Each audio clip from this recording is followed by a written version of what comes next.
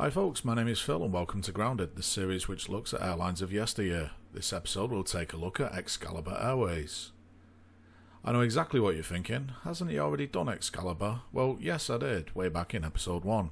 Since it was my first ever episode, to call it a bit rough would be quite an understatement, so I thought it would be a good idea to redo the episode as I could include more detailed information that was left out for timing purposes, new information that I've found since then, as well as having a wider variety of images and improved audio thanks to me now having a proper microphone. In September 1991, the UK division of Trans-European Airways collapsed alongside its Belgian parent company. TEA had been the first real attempt at a pan-European airline empire, with airlines established in Belgium, France, Turkey, Italy, Switzerland, and of course Great Britain. The Gulf War combined with a recession saw that house of cards collapse, with only the Swiss operation surviving. In fact, it still does to this day. It's now known as EasyJet Switzerland. The long story of TEA is covered in episode 60. I've put a link below and hopefully one is on screen now if you want to go ahead and check that out. Excalibur Airways was launched in January 1992. Ownership was split between its 5 directors, the investment company 3i and Air Malta, who would also be providing technical support. The management team had plenty of experience in the industry. Originally running the East Midlands based Airline Airways, they were ousted following the parent company selling the airline and its tour operator to Thomson, with the airline being absorbed into Britannia in 1989. Following on from that, they had set up the UK division of Trans-European Airways and had run that until it had collapsed following the failure of its parent company in late 1991. Unlike so many airlines covered in the Grounded series, the disappearance of both TEA UK and Airline was not down to the airline's management, but instead the collapse of the parent company, or in the case of Airline, a betrayal from the parent company where they were sold for quick profit. That raises the question, would their third time be a charm? Given that this is an episode of Grounded, probably not. While TEA UK had been based at Birmingham Airport, the newly formed Excalibur would use the nearby East Midlands Airport instead. For viewers outside of the UK, East Midlands Airport can be a bit of a puzzle. Where exactly is it? The airport sits between 3 cities, Derby, Nottingham and Leicester. It also sits directly adjacent to the M1 motorway, allowing folks from Sheffield and further afield to visit with relative ease. Birmingham, one of England's largest cities, is only 34-ish miles away, making EMA quite an attractive choice for an airline not wishing to use the quite restrictive and very windy Birmingham International Airport. The management of Excalibur, led by Managing Director Bob O'Donnell, had high hopes and very high standards. The new airline would use the latest fly-by-wire Airbus aircraft to form the backbone of their fleet.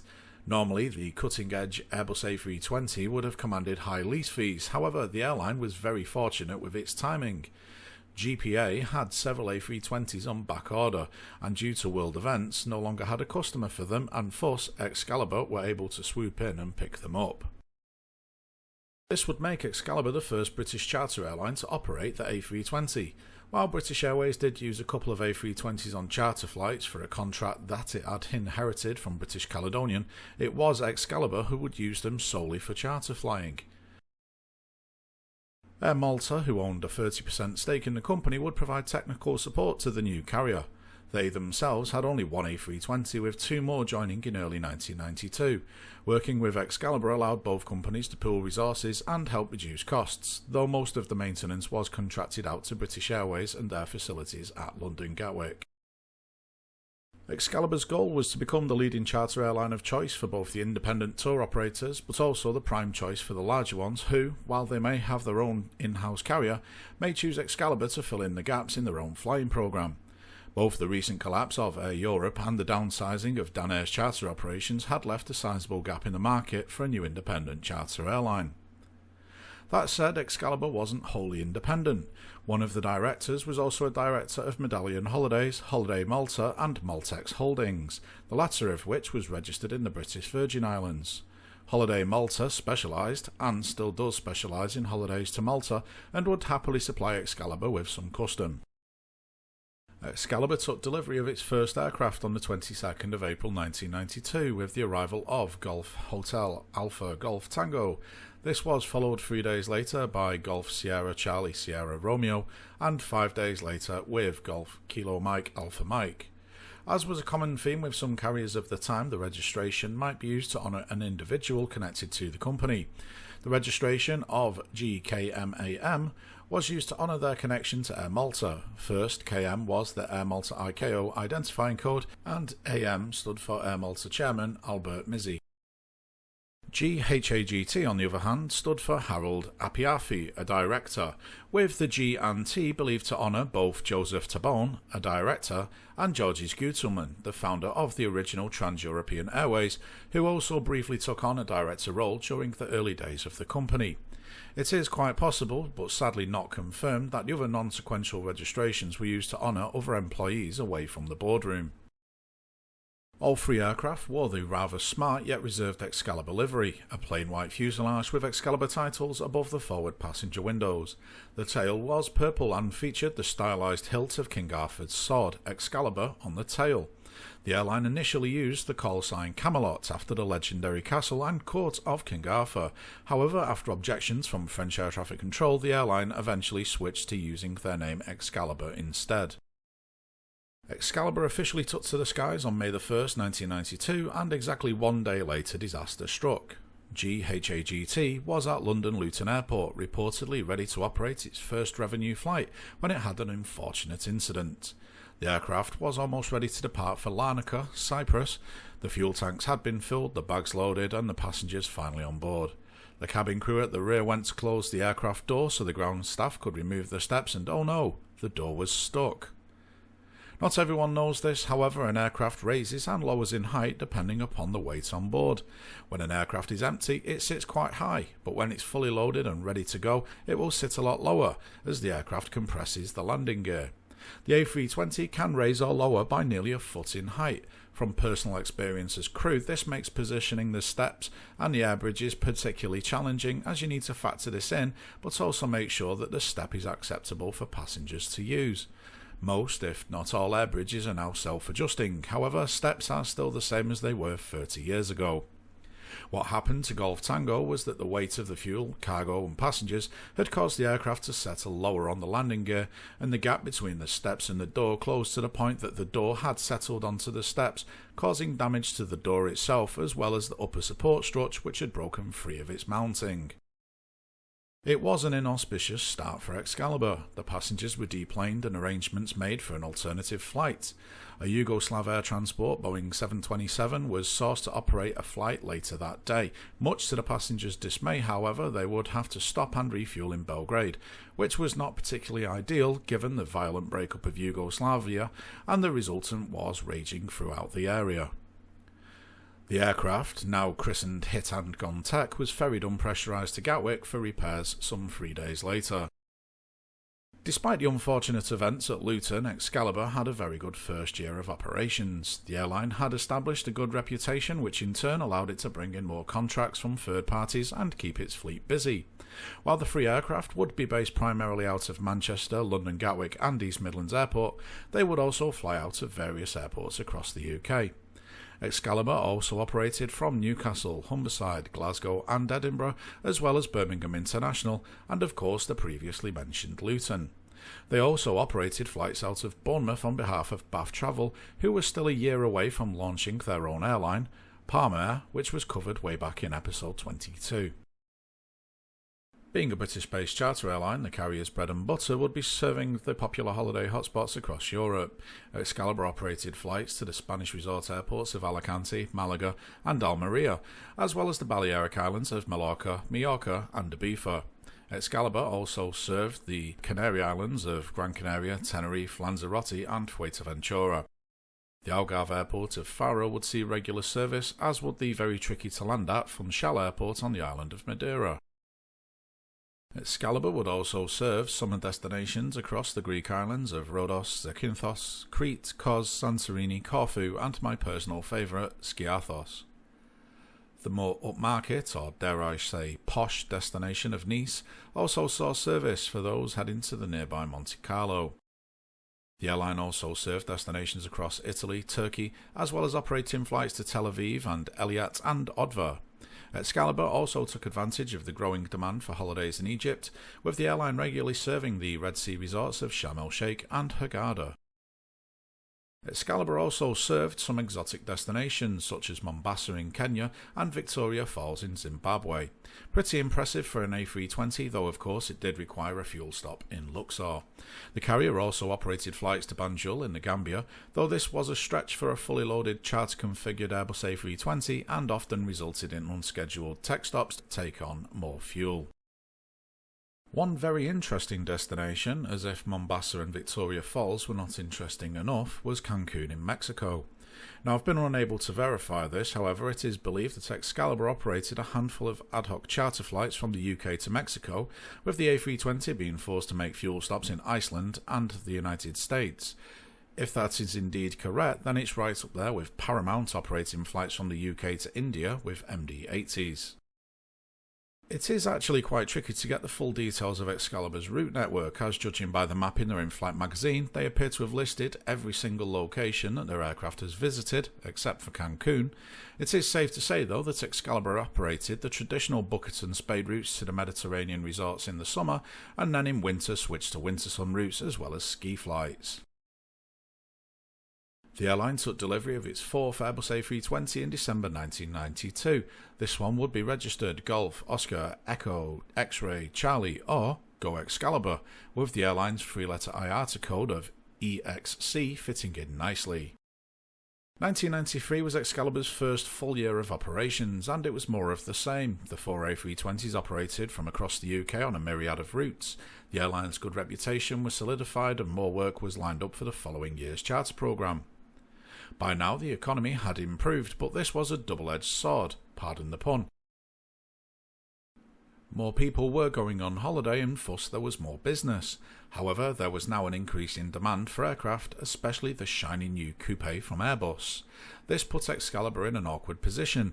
It found itself short on aircraft, having already signed up to a busy flying programme for the summer of 1994. ILFC was able to provide Excalibur with a Boeing 737-300.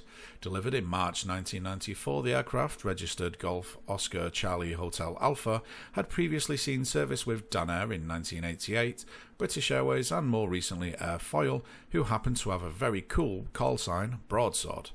I wonder what would have happened if Excalibur and Airfoil got into a fight. While the 737 was planned to be a stopgap on a short-term lease, it was still painted into the smart Excalibur Airways livery. The aircraft lacked the onboard in-flight entertainment that was offered on the A320s, however the airline's high standards of service were maintained without issue. The Boeing would be based at Gatwick for the summer of 1994, however it would also spend several weeks on a lucrative wet lease placement with Air Europa until late May. The Boeing departed the Excalibur fleet in December 1994 after a busy summer season. It moved to Nordic East Airways and later Euro-Belgian Airlines, later known as Virgin Express, itself another airline to rise from the ashes of the Trans-European Airways empire.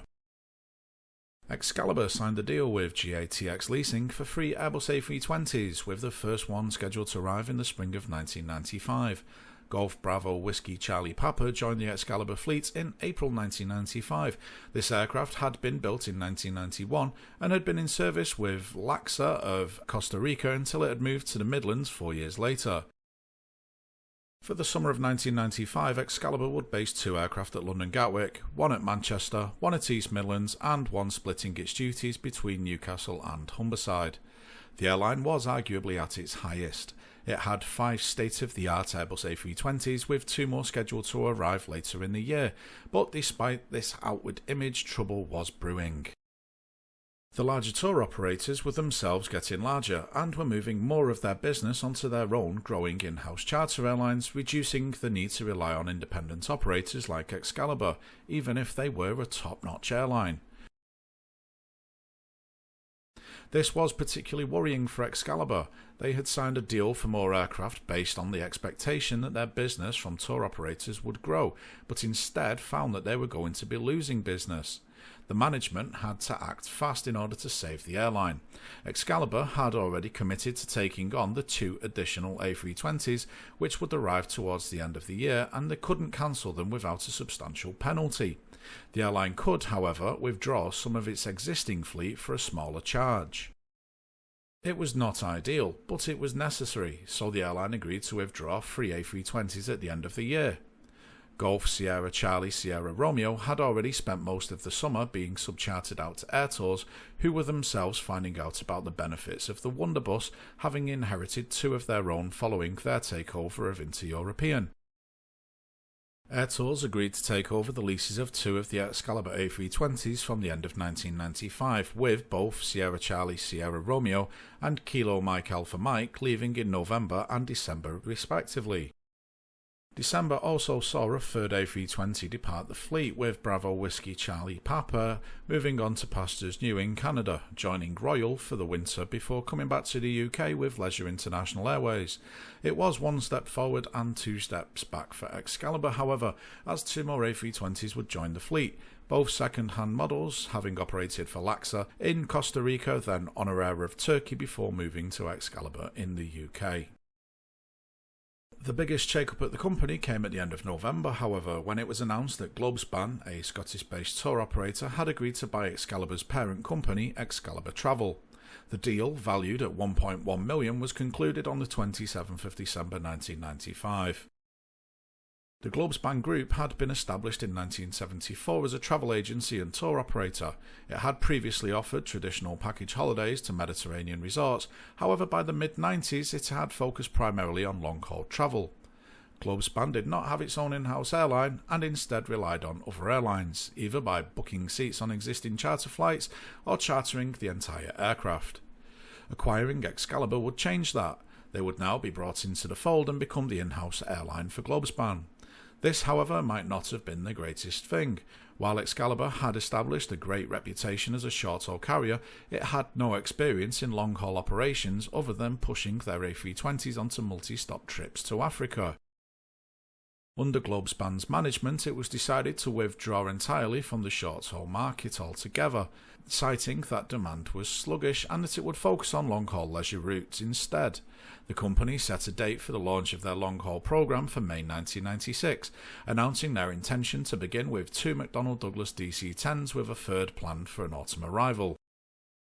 February 1996 saw the A320 fleet whittled down to just 2 aircraft, with Hit and Gone Tech and Go Excalibur departing for Air Tours. They were soon followed by Bravo Whiskey Kilo November and finally Bravo Whiskey Kilo Oscar in March and April respectively, those aircraft joining the fleet of Leisure International, who were also admiring the joys of Toulouse's Wonderplane. The departure of the final A320s should have meant that Excalibur was now a long-haul operator, but things didn't quite work out that way. You may notice that I've not mentioned the arrival of the long-haul aircraft, and that's because they didn't have any. Globespan had rushed into things trying to compete on the lucrative UK to Florida market at the height of the 90s boom, and it was struggling to source suitable aircraft, not that it stopped them from selling their flights. May came along with the long-haul program launch date, but Excalibur was bereft of aircraft. The 2 DC-10s had failed to materialise.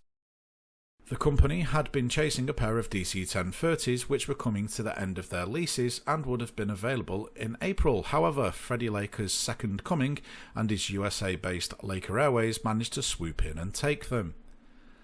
Globespan had sold a busy flying program for 2 aircraft and they had none. While management was scrambling around trying to find something more permanent, the airline was forced to bring in costly subcharters from anyone with spare equipment. Excalibur subchartered aircraft from Lauda, Tower Air, American Transair, Sun Country, Monarch and even Laker, who ironically used those very same DC-10s that Excalibur had pinned its hopes on. Monarch were very happy for the business, having just acquired their own DC-10, which soon paid for itself. ATA deployed its TriStars and Lauda operated a 767, though it was short on capacity, so some passengers were forced to wait some 12 hours for a Tower Air 747. Aside from the delays and inconvenience to the passengers, it was a very costly affair for Excalibur, who were forced to foot the bill even though it was Globespan's flying program and Globespan's instructions to switch to the long-haul flying. After several weeks of costly subcharters, Excalibur finally found the DC-10. Victor 2, Lima Echo Hotel arrived from the Belgian airline Skyjet. Well, actually, it was their offshoot airline based in Antigua.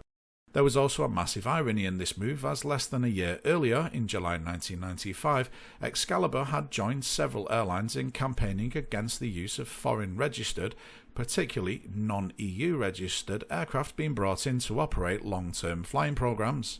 Excalibur and their MD, Bob O'Donnell, were particularly vocal on the subject, saying that there is a difference between wet leasing an aircraft in an emergency, such as aircraft unserviceability, and bringing in a non-UK registered aircraft for an entire season. Hypocrisy aside, Excalibur finally had a widebody, though in hindsight they probably wish they hadn't bothered. Originally delivered to Alitalia in 1973 and later seeing service with Aeromexico, the aircraft was already 23 years old by the time it arrived at Excalibur. Now, most old aircraft are still perfectly fine machines, and conversely, some brand new aircraft can be hangar queens. However, this DC-10 was an absolute dog. The aircraft was beset with reliability issues, which in turn led to more delays, and in some cases, more costly last-minute subcharters. Things finally came to a head one day in Orlando.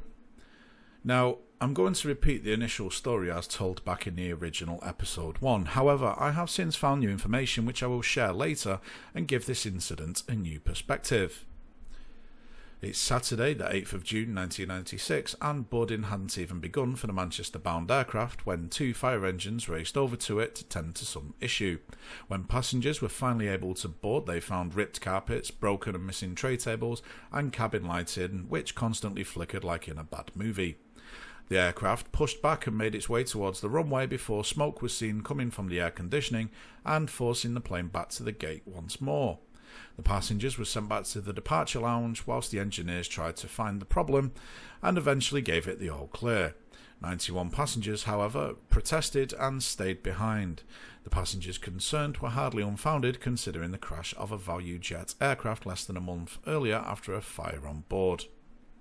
Initially, the airline refused to assist the passengers who stayed behind. However, following considerable negative publicity in the UK, Excalibur finally relented and arranged flights for 54 passengers who hadn't yet found their own flights home. The airline, however, was not sympathetic and, to quote an airline spokesman, "We have no responsibility for any of these passengers who decided on their own not to take the flight. These people brought all their troubles upon themselves." Now, the commander of that flight offers their perspective on what's happened. The flight crew consisted of a captain under training, the aircraft commander, and a flight engineer under training, as well as the Excalibur chief flight engineer. Whilst preparing to board the aircraft, the cabin manager reported to the flight deck that a strange smell and accompanying haze was in the rear cabin. The 4 flight deck crew, cabin crew and British Airways ground engineers went to the rear cabin to investigate. The observations of the cabin crew proved correct, but the source could not be determined. As a precaution, the commander stopped the pre-boarding preparation and requested that all non-crew members leave the aircraft. He also asked for a fire truck to stand by the aircraft pending an investigation. 1 not 3 fire trucks stood by. An APU oil leak contaminating the air conditioning was suspected to be the problem. The APU was shut down and the faint smell and hardly discernible haze disappeared. The BA engineer investigated, sourced the leak and declared the aircraft serviceable. The commander requested the engineer confirm that the ducting was clear of oil and that there was no prospect of contamination, and an assurance was given. All passengers and bags were then loaded. The pushback and start was normal. However, when the air conditioning was put on, the haze accompanied by a faint smell returned. The cabin manager reported this to the flight deck and the commander decided to return to stand. The haze effect had been enhanced by the normal condensation which occurs when the packs are put on in hot and humid conditions. On return to the stand, the BA engineer advised the commander that it would be easier for him to check the system if all the passengers had disembarked. After further work was carried out to clean up the system, the commander decided that he wanted to test the system and purge it before any passengers were boarded. The aircraft was taxied to Hotel 9 and an 85% power run was carried out. The 3 engineers and all of the cabin crew were satisfied with the results. One passenger described this, however, as an aborted takeoff from high speed, yet this was on a taxiway. As a result of what had happened, the commander went to the gate and, using the PA, spoke to the passengers as a group and also individually to explain exactly what had happened. Some of the passengers, having gained strength from alcohol, were rude and abusive. Others discussed the situation in detail with the commander. The commander made the statement that he valued his own life too much to embark on an aircraft that he was not 100% certain was safe. Having determined that all of the luggage had been through an X-ray, he advised passengers that to delay the flight to offload baggage would result in the crew going out of hours, and that in the interests of the majority, 266, and the 365 waiting to fly from Manchester to Orlando the next day, the flight would depart with all bags on board. It wasn't a tactic, it was an honest attempt to communicate the full facts standing in front of the passengers. Now, the British press jumped on the story and gave Excalibur quite the hammering. Having already worked in aviation for a very long time, I fully understand the passenger behaviour, especially when alcohol is involved. Suddenly, they're experts in aeromechanical engineering and we're all ready to sacrifice ourselves and the passengers for the sake of operating a flight. That said, the airline's management didn't help themselves with their response. Maybe a bit of empathy could have done a lot for their image. Then again, it would have been wasted breath. Barely a fortnight later, the DC-10 struck again. One of the windscreens had cracked on its flight to Manchester from the USA, and after landing, the aircraft was taken in for repair and the windscreen replaced. It was then released for service for the following day. On the 23rd of June, the aircraft was set to operate a flight from Manchester to Orlando. Boarding commenced as normal and the aircraft headed out to the runway ahead of what should have been a routine flight. However, during the takeoff roll, an indicator light illuminated, forcing the takeoff to be aborted. Having rejected the takeoff, the aircraft positioned itself on a taxiway and the flight crew ran through some checks. The fault appeared to have been rectified on its own, and thus the crew made a second attempt at departing for the Sunshine State. Unfortunately, the same thing happened again. The aircraft aborted its second takeoff attempt and was forced to return to the stand. The passengers and crew were deplaned and sent home, as engineers would have to spend the night trying to figure out what the problem was and then set about fixing it. It would be a wasted effort, however. The following morning, the airline had ceased operations and Excalibur had been slain. So what caused such a promising upstart airline to fail? I'd say it was the takeover by Globespan that did it. While Globespan had experience in the travel industry, it had absolutely no experience in running an airline outside of chartering flights from other carriers. They came in and not only wanted to change the entire direction of the airline, but do it rapidly. They dropped their entire short-haul network, which, while it was supposedly slowing down, was still profitable and would have provided them with some much-needed cash flow. Dropping the short-haul flying with such short notice will no doubt have resulted in penalties being paid out to its tour operator customers, who may, having been burned once, may decide to avoid placing block bookings with the airline again in future. The long-haul programme was launched at very short notice. Now, from my experience working in the travel industry, including working behind the scenes in tour operations, I can tell you that a summer or winter programme is launched well over a year in advance. That said, I believe that Globespan had been selling their own summer 1996 programme well before acquiring Excalibur, and that it simply expected Excalibur to switch to long-haul flying and operate on their behalf.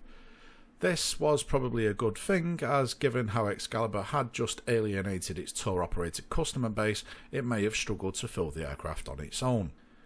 That could have worked had they been a bit more organised. Excalibur needed to source a new long-haul fleet and train its crews accordingly, but it would only have 6 months to do so. The company put a lot of faith in acquiring some DC-10s, a good choice of workhorse, but sadly it was unable to get them. There is a chance that Excalibur may have painted itself into a corner. They may have already been training its crews ready for the DC-10, which would certainly explain the drafting in of the Skyjet aircraft rather than trying to find something else. Regardless of that, the airline had a flying programme for 2 wide-bodies, which it didn't have, and as a result it was forced to commit to costly subcharters from a myriad of carriers. Excalibur, rather than Globespan, were the ones out of pocket for this, which was a considerable drain on their finances. It certainly wouldn't have been sustainable, but it forced them to take any old plane, and boy did it pick the wrong one. It's unfair to put all of the blame on the DC-10. Following a very brief stint in Venezuela, it entered service with Continental Airlines and operated into the 2000s. The maintenance of the Skyjet DC-10 was undertaken by British Airways engineers, hardly a bunch of cowboys. Yes, the DC-10's infamous Florida passenger mutiny was one of the final nails in the coffin. However, having heard the commander's side of the story, I am inclined to say that it is almost entirely the fault of the British press and the passengers themselves. As I said earlier, it's amazing how many folks suddenly become aircraft engineers after a few beers in the terminal. Excalibur were trying to compete in a very oversaturated market, back when all bar one of the big six operated to Florida, so competition was fierce, and gaining a bad reputation was not going to end well. The airline's response to the incident certainly didn't do themselves any favours either. In the end, Excalibur was a very promising little airline, one of many charter airlines of Britain which came and went so quick that they're hardly remembered, except that in Excalibur's case people do remember. They remember the headlines of Holiday Jet Horror and Passenger Mutiny, which is unfair as they started off so well. The bigger question is, what if Globespan didn't buy Excalibur? What would have happened then? It would be safe to say that Excalibur would still have been acquired by someone else. It was on course to having a fleet of 7 state-of-the-art Airbus A320s, which made it an easy target for acquisition. My educated guess is that the ever-expanding Air Tools Group would have bought them and absorbed them like it had done with Inter-European just a few years earlier. So what happened to Globespan? Well, they were forced to write off over $1.12 million from their accounts, having decided to pull the plug on Excalibur. Aside from that, they did escape unscathed. Globespan continued to grow its tour operations and travel agency business until 2002, when they had another go at the airline business, launching their own airline, which is an episode all in itself. Thanks for watching. I hope you enjoyed this refreshed look at Excalibur. I do hope to go back to some of my other early episodes and give them the same treatment. If you have any comments, suggestions or criticisms, please do get in touch. If you can't do that here, don't worry. I've got a contact form on my website and I'm also on Facebook. I have plenty more episodes in the works, so if you haven't already, why not subscribe to catch them as they land? And as always, thanks for watching.